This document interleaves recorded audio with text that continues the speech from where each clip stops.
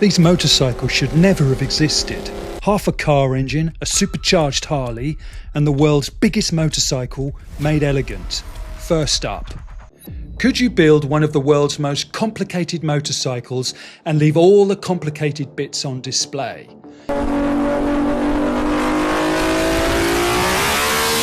Revival Cycles thought so. They started with Honda's legendary 6-cylinder CBX, then built an entirely new hub-steered motorcycle around it.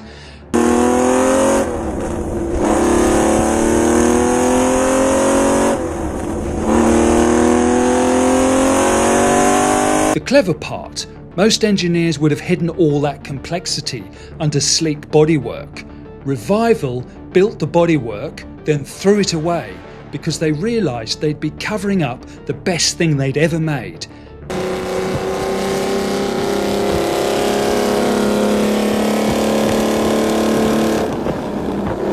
Imagine building Big Ben, then putting a blanket over it.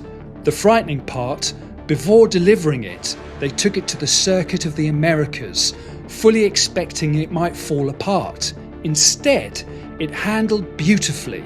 Most engineers hide the clever bits. Revival framed them. Could you build a supercharged motorcycle that wasn't supposed to make any sense?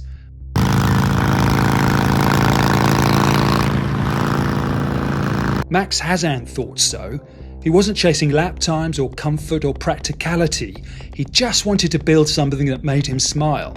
So he took a KTM 520, bolted on a tiny Japanese supercharger, then machined almost everything needed to make it work by hand.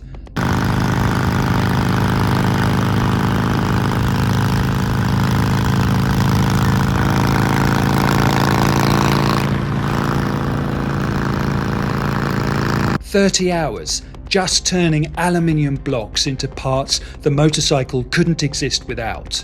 The result? About 85 horsepower in a motorcycle weighing barely 111 kilos. Max says it'll lift the front wheel through the first 4 gears and has all the manners of an angry chainsaw. It wasn't built to make sense. It was built because Max couldn't stop thinking about it." Could you design the motorcycle BMW never dared to build?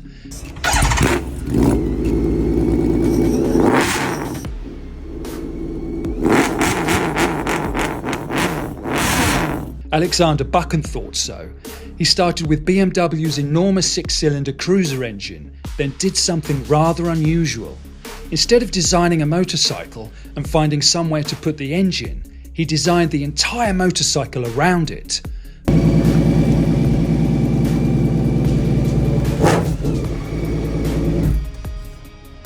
Most manufacturers hide the mechanical bits. The K18 celebrates them. Every line, every panel, every proportion exists for one reason: to make that gigantic engine look as though it had always belonged there. The remarkable part, it was only ever a concept, but one look at it and thousands of riders immediately wanted to buy one. Sometimes the impossible motorcycle is the one accountants refuse to approve. Could you build the perfect Harley by ignoring almost everything Harley built?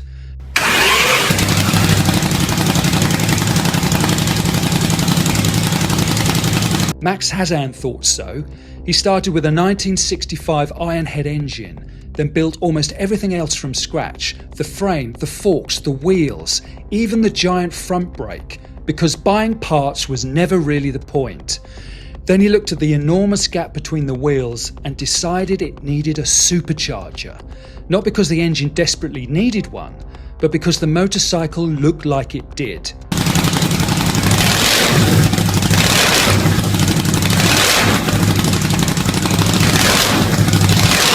The result? Around 90 horsepower.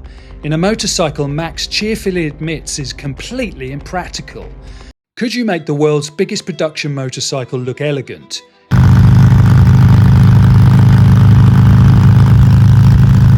Yuichi Yoshizawa thought so. Most builders look at the Rocket 3 and make it even bigger. Yuichi did the opposite. He narrowed the fuel tank, cleaned up the bodywork, lowered the whole silhouette and even moved the rear shock, simply because it didn't look quite right.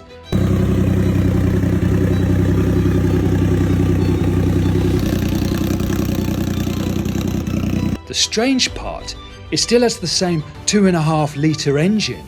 It just no longer looks like it's trying to tow office blocks. Could you turn a classic BMW road bike into a genuine desert racer?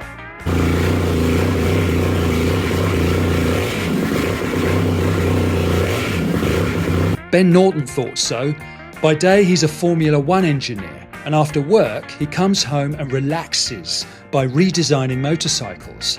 Apparently Formula One wasn't difficult enough. He stripped almost everything off a BMW R100X, lifted the engine, rebuilt the suspension and redesigned almost every major component, just to make it lighter, stronger and happier in the dirt. The astonishing part, it ended up 40 kilos lighter than the original motorcycle.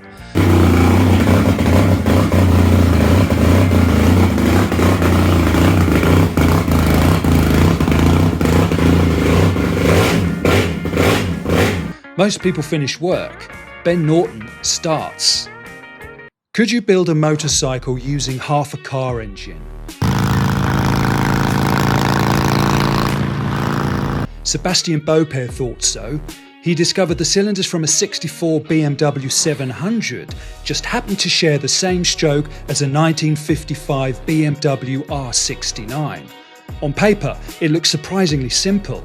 Reality had other ideas. The cylinders didn't fit, the crankcase didn't fit, almost nothing fitted, and most people would have admitted defeat. Sebastian spent the next 10 years welding, machining and redesigning almost everything, until Half a Family Saloon finally agreed to become a motorcycle. The astonishing part, it didn't just work, it won first place at Wheels and Waves. Half a Family car, one unforgettable motorcycle. Turns out, reality is mostly a suggestion. If you know another motorcycle that ignored it, put it in the comments, because there's a very good chance it'll end up in the next video.